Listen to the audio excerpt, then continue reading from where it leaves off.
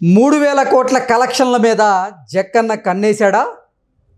ఇప్పుడు ఎస్ఎస్ఎంబి 29 చిత్రం ద్వారా ఎట్టి పరిస్థితుల్లో 3000 కోట్ల రూపాయల కలెక్షన్ని సాధించాలనేటువంటి పట్టుదలతో జక్కన్న ఉన్నారా అంటే అవును అనేటువంటి సమాధానం ఇస్తున్నారు కొంతమంది సినీ విశ్లేషకులు. ఈ నేపథ్యంలోనే ఇదే అంశం మీద మనం విశ్లేషణ చేసుకునేటువంటి ప్రయత్నం చేద్దాం. ప్రస్తుతం మనతో పాటున్నారు ప్రముఖ సినీ విశ్లేషకులు, ప్రముఖ సీనియర్ జర్నలిస్ట్ యజ్ఞమూర్తి గారు. సార్తో మాట్లాడదాం. సార్ నమస్తే. సార్ నమస్తే కృష్ణ.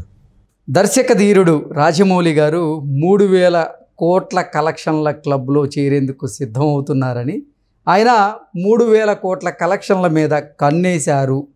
ఎస్ఎస్ఎంబి 29 చిత్రం ద్వారా ఎట్టి పరిస్థితుల్లో 3000 కోట్ల రూపాయలు కలెక్ట్ చేయాలి అనేటువంటి పట్టుదలతో ఇప్పుడు రాజమౌళి గారు ఉన్నారు, అందుకే హార్డ్ వర్క్ చేస్తున్నారు అంటూ కొన్ని వార్తలు వస్తున్నాయి. ఏంటి సార్, నిజంగా 3000 కోట్ల రూపాయల మీద ఆ కలెక్షన్ల మీద రాజమౌళి కన్నేశాడంటే ఏం చెప్తారు? ఎస్ఎస్ఎంబి 29 షూటింగ్ మొన్న మొదలైందని చెప్పేసి మనం చూసాం. అల్యూమినియం ఫ్యాక్టరీలో చడి చప్పుడు లేకుండా, ఒకవేళ పూజా కార్యక్రమాలు అయిన తర్వాత ముందుగా చెప్పకపోయినా మీడియాకి అయిపోయిన తర్వాత ఒక ప్రెస్ నోట్ రిలీజ్ చేసే అవకాశం ఉంటుందేమో అని చెప్పేసి చాలామంది ఆశించారు. ప్రధానంగా ఇద్దరు fans, Mahesh Babu fans, Rajamouli fans ఇద్దరు కూడా దానికి సంబంధించినటువంటి ఏదో ఒకటి సమాచారం, అఫీషియల్ ఇన్ఫర్మేషన్ వస్తుంది బయటికి అని పాపం ఎంతగానో ఎదురు చూస్తే వాళ్ళ ఆశలు నీరు కార్చేశాడు రాజమౌళి. సో ఇది చాలామందికి అర్థం కాలేదు. ఏంటి, RRRకు ముందు ఆయన అంత ప్రచారం చేశాడు, షూటింగ్కి ముందే ఆ సినిమా ఏ బ్యాక్డ్రాప్లో తీస్తున్నాడు, ఆ సబ్జెక్ట్ ఎలా ఉంటుందని ముందే చెప్పేశాడు.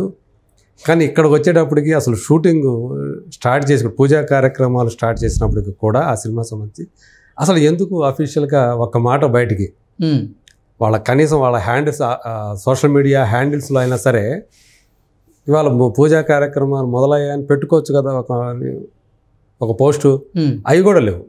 హీరో నుంచి లేదు, డైరెక్టర్ నుంచి లేదు. సో ఇది ఒక సర్ప్రైజింగ్, లేక కొంతమందికి అయితే షాకింగ్ అనే చెప్పాలి. ఎందుకంటే మార్కెటింగ్ జీనియస్ అయినటువంటి రాజమౌళి ఇలా చడి చప్పుడు లేకుండా ఎందుకు చేశాడు, ఆయన ఏ స్ట్రాటజీని పాటిస్తున్నాడు ఈ సినిమాకి అని. సో ఇప్పుడు ప్రస్తుతం మనకి అంటే ఇన్సైడ్ సర్కిల్స్ ద్వారా ఆయనకు బాగా సన్నిహితంగా ఉండేవాళ్ళు, ఆయన యూనిట్ మెంబర్స్ కానివ్వండి లేదా బయట వాళ్ళు కానివ్వండి, సో ఇప్పుడు ఒక చర్చ నడుస్తోంది. సో ఈయన టార్గెట్ ఈ సినిమా కోసం 1000 కాదు, 2000 కాదు, ఏకంగా 3000 కోట్లు పెట్టుకున్నాడు టార్గెట్. దానికి తగ్గట్టుగా ఈయన ఒక స్ట్రాటజీని ప్లాన్ చేసుకుంటున్నాడు అనేది చెప్తున్నారు.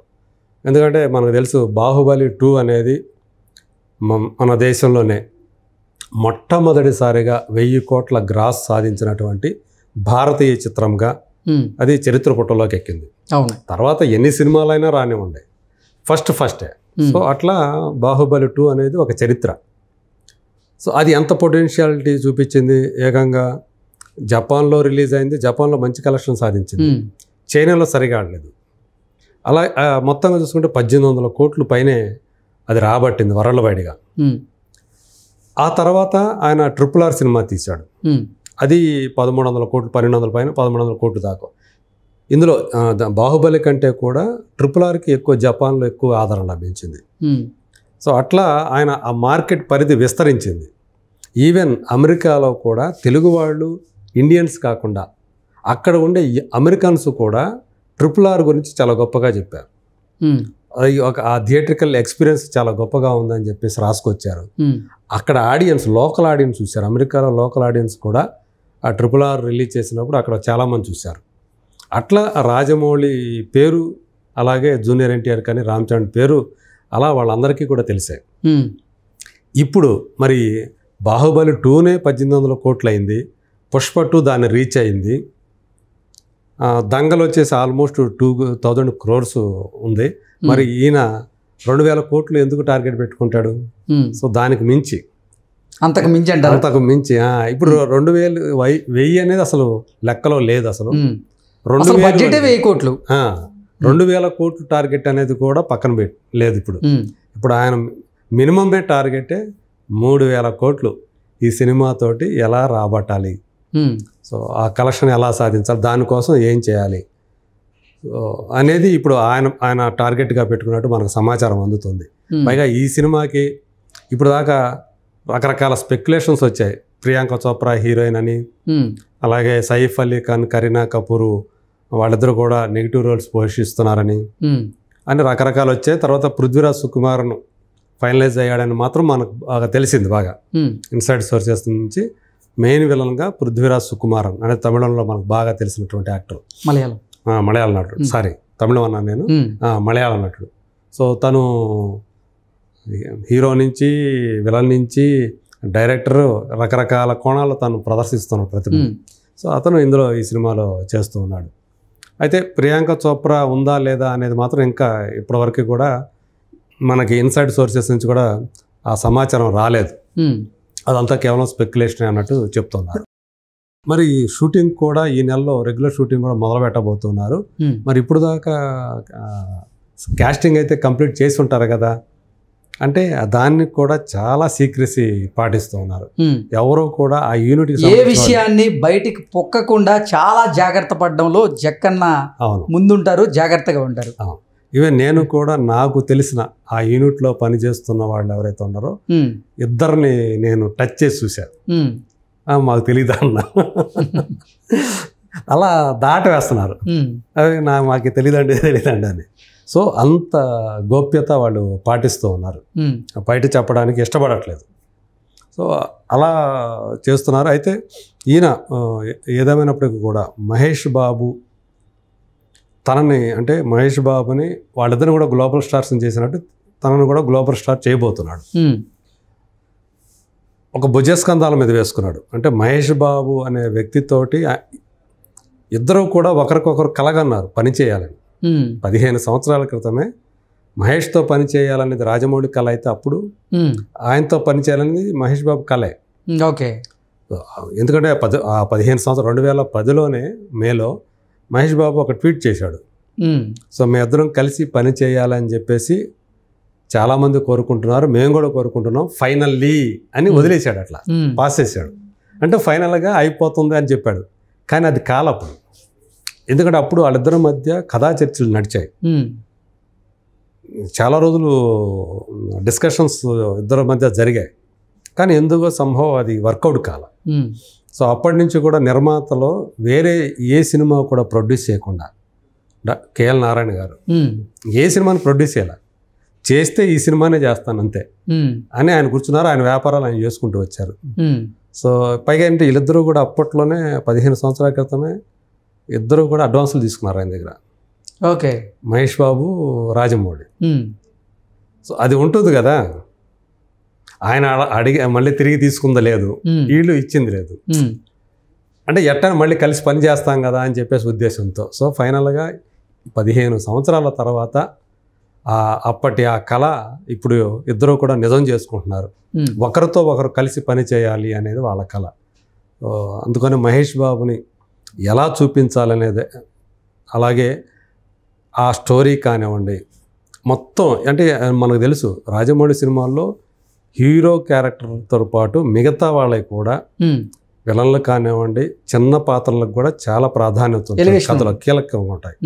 సో అట్లా ప్రతిదీ కూడా చాలా మైల్యూట్గా ఈ సంవత్సరం నుంచి కూడా దాని మీదే కూర్చున్నాడు రాజమౌళి. అన్నీ కూడా పర్ఫెక్ట్గా ఉన్నాయి అనుకొని ఇప్పుడు దిగాడు. ఈ నెలలోనే సెకండ్ హాఫ్లో రెగ్యులర్ షూటింగ్ అనేది మొదలు కాబోతూ ఉంది అనేది మనకు అందినట్టు సమాచారం.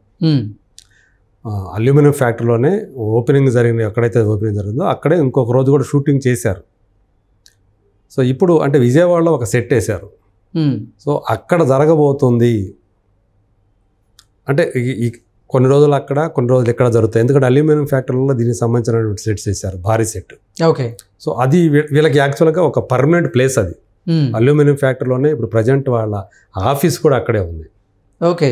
రోజు అక్కడే ఉండి వర్క్ చేసుకుంటూ ఉన్నారు.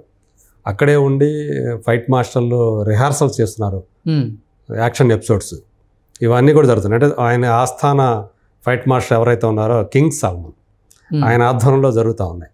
సో ఈయనే కాకుండా హాలీవుడ్ నుంచి కూడా స్టంట్మెంట్స్ రాబోతున్నారు. సో మొత్తంగా ఇట్లా అంటే క్యాస్ట్ అండ్ క్రూ కూడా, నటులు అలాగే ఎవరైతే సాంకేతిక సిబ్బంది ఉంటారో వాళ్ళు అటు ఇండియాకి అలాగే హాలీవుడ్కి సంబంధించిన వాళ్ళు. సో వీళ్ళు ఎంతమంది ఉంటే వాళ్ళు కూడా అంతమంది ఉండే అవకాశం ఉంది. అంతమందిని ఇన్వాల్వ్ చేస్తున్నారు. ఓకే. పైగా ఈ పోస్ట్ ప్రొడక్షన్ వర్క్ ఎందుకంటే 2027 ఫస్ట్ హాఫ్లోనే వేసవిలోనే ఈ సినిమాని తీసుకురావాలి అనేది రాజమౌళి ప్లాన్. అంటే వచ్చే సంవత్సరం ఇప్పటి నుంచి ఇంకో సంవత్సరం కల్లా ఫినిష్ అయిపోతుంది. సో ఆ తర్వాత ఎక్కువ అంటే నాకు తెలిసి మరి సంవత్సరం ఉంటుందా లేకపోతే 6 months ఉంటుందా పోస్ట్ ప్రొడక్షన్ వర్క్ అనేది ఇంకా మనకు పూర్తిగా సమాచారం లేదు. కానీ బట్ 100 మంది ఈ పోస్ట్ ప్రొడక్షన్ వర్క్లో, అది ఇంతకుముందు నేను కూడా చెప్పాను, నేను ఆర్టిఫిషియల్ ఇంటెలిజెన్స్ని బాగా ఇరువుగా ఉపయోగించుకోబోతున్నటువంటి మొట్టమొదటి ఇండియన్ ఫిల్మ్గా కూడా ఇది ఒక చరిత్రకి ఎక్కబోతోంది. ఓకే. సో అది ఏ మేరకు దాన్ని ఉపయోగించుకుంటారు ఏంటి అనేది ఇప్పటికే దాంట్లో తను తర్ఫీదు కూడా పొందాడు. ఏఐ గురించి క్షుణ్ణంగా తెలుసుకున్నాడు రాజమౌళి. ఓకే. అంటే రానున్న రోజుల్లో SSMB 29 చిత్రం 3,000 కోట్ల రూపాయల కలెక్షన్ క్లబ్లో చేరడం ఖాయం అంటారు. ఎస్. ఇప్పుడు అది 2,000 అంటే దాని కళ్ళకి 2,000 అనేది చిన్న విషయమే. అది 3,000 ఇంకా అంతకంటే ఎక్కువ. ఓకే. అది 4,000కి వెళ్తుందా ఇంకా ఎక్కువ వెళ్తుందా అనేది చూడాలి. ఎందుకంటే అది కేవలం ఇండియన్ ఫిల్మ్ కాదు, ఇక ఇంటర్నేషనల్ ఫిలిం. సో అన్ని దేశాల్లో కూడా నాకు తెలిసి 30 నుంచి 40 దేశాల్లో దాన్ని రిలీజ్ చేయడానికి ప్రణాళికలు రచిస్తూ ఉన్నారు. సో ఇంత భారీ స్థాయిలో అంటే రాజమౌళి పేరు ఈరోజు ప్రపంచవ్యాప్తంగా తెలిసిపోయింది. ఆస్కార్ అవార్డు వచ్చిన తర్వాత RRRకి రాజమౌళి ఈ సినిమాని తీసిన డైరెక్టర్ ఎవరు? రాజమౌళి. పైగా జేమ్స్ క్యామరూన్ లాంటి డైరెక్టర్లు కూడా రాజమౌళిని పొగడతలతో ముంచెత్తారు. సో దాంతో ఆయన అందరికీ ఇది ప్రపంచవ్యాప్తంగా ఉన్నటువంటి సినీ గోయర్స్కి ఆయన పేరు తెలిసింది. దాన్ని యూటిలైజ్ చేసుకొని దానికి తన స్టైల్ మార్కెటింగ్ స్ట్రాటజీని జోడించి ఆయన దాన్ని ప్రపంచ దేశాల్లో ఈ సినిమాని ఏకకాలంలో రిలీజ్ చేయడానికి సన్నాహాలు అంటే ఇప్పటి నుంచే మొదలు పెట్టేశాడు. ఓకే. సైమల్టేనియస్గా ఈవెన్ జపాన్లో కూడా జపాన్ భాషలో అదే ఇక్కడ రిలీజ్ అయ్యే టైంకి జపాన్లో కూడా రిలీజ్ చేసే అవకాశాలు ఈ సినిమాకి ఎక్కువగా ఉండే SSMB 29కి. సో మొత్తంగా అలా ఈ సినిమాతోటి అసలు అంటే రాజమౌళి మనం అనుకున్న దానికంటే కూడా ఆయన తరం దర్శకులు కానీ మిగతా వాళ్ళు కానీ ఆలోచించే దానికంటే కూడా చాలా ముందు ఉంటాడు, అడ్వాన్స్గా ఉంటాడు టెక్నికల్గా కానీ మార్కెటింగ్ స్ట్రాటజీ పరంగా కానీ. సో అందుకనే ఇది ఈజీగా 3,000 కోట్లు అనేది ఈ సినిమా టార్గెట్, దాన్ని ఈజీగా దాటేస్తుంది అనేది చాలామంది నమ్ముతున్నటువంటి విషయం. Okay sir, thank you so much. Thank you.